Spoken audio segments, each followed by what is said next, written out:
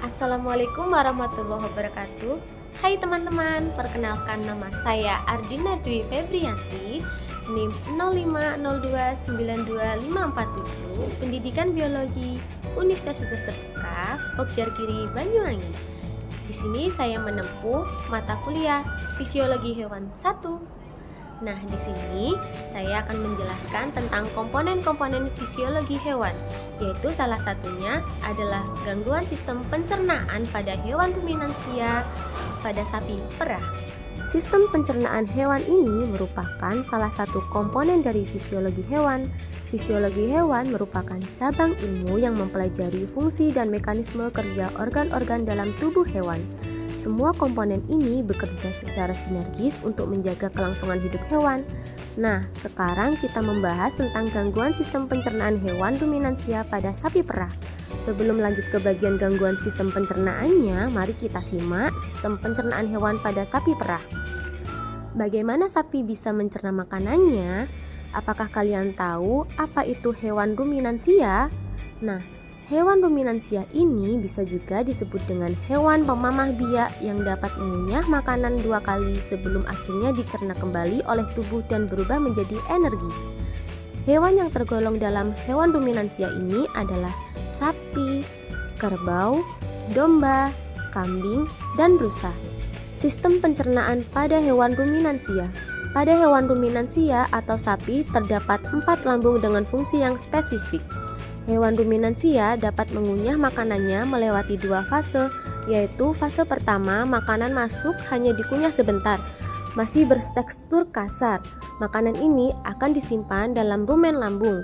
Kedua, yaitu ketika rumen lambung sudah penuh, maka makanan yang dikunyah akan dikeluarkan lagi dan dikunyah kembali hingga teksturnya berubah menjadi halus. Kemudian makanan tersebut masuk kembali ke dalam lambung sapi. Lambung sapi yang berfungsi menyimpan dan memproses makanan dalam 2 tahap melalui rumen memiliki peran penting dalam sistem pencernaan. Namun, gangguan pada fungsi metabolisme seperti ketosis dapat terjadi akibat ketidakseimbangan asupan energi yang diperlukan untuk mendukung proses pencernaan dan produksi susu, terutama setelah sapi melahirkan. Ketosis pada sapi sering terjadi pada sapi perah, terutama pada periode pasca laktasi awal. Ketosis terjadi ketika sapi kekurangan energi karena konsumsi pakan tidak memenuhi kebutuhan untuk produksi susu, sehingga tubuh memecah lemak cadangan. Proses ini menghasilkan keton yang berlebihan seperti beta hidroksibutirat atau BHB yang dapat menyebabkan keracunan jika terlalu banyak.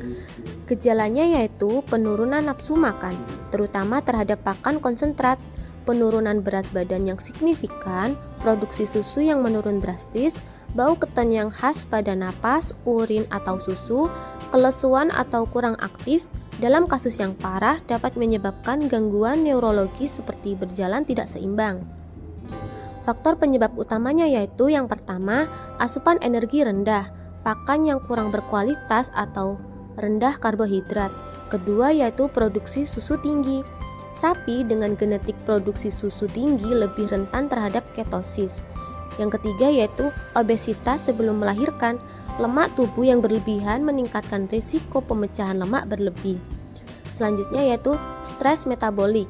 Penyakit lain seperti masitis atau dislokasi abomasum memperparah defisit energi.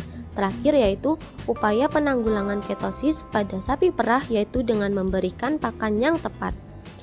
Tambahkan suplemen energi seperti propylen glikol atau molasses, pemantauan kondisi tubuh, perhatikan juga kondisi tubuh sapi sebelum dan setelah melahirkan, pengobatan cepat, pemberian infus glukosa oleh dokter hewan.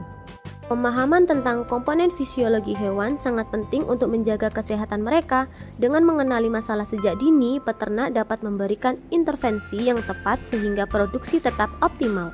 Sekian video komponen fisiologi hewan tentang gangguan sistem pencernaan pada hewan ruminansia sapi perah.